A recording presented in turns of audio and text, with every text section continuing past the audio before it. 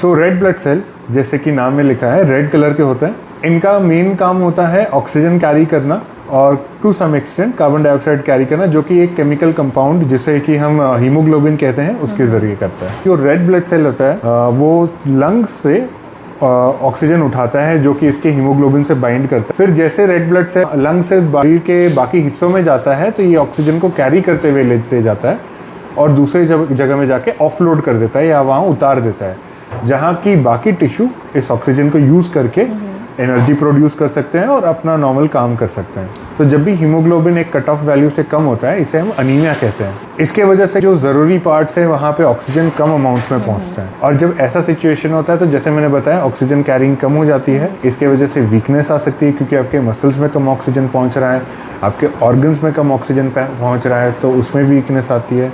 बच्चों को ग्रोथ के लिए बहुत ज़रूरी है कि उनका एडुकेट हीमोग्लोबिन हो। अगर वो कम हो जाता है तो बच्चों में एडुकेट अमाउंट ऑफ ग्रोथ नहीं हो पाती, उनका हाइट कम रह जाता है, वजन नहीं बढ़ता है, मसल मास कम रह जाता है। ब्रेन के डेवलपमेंट के लिए बहुत ज़रूरी है, तो अगर हीमोग्लोबिन कम है तो ब्रेन भी ठीक से डेवलप नहीं कर पाता, तो इंटेलिजेंस जैसी चीज़ें भी इफेक्ट हो सकती हैं।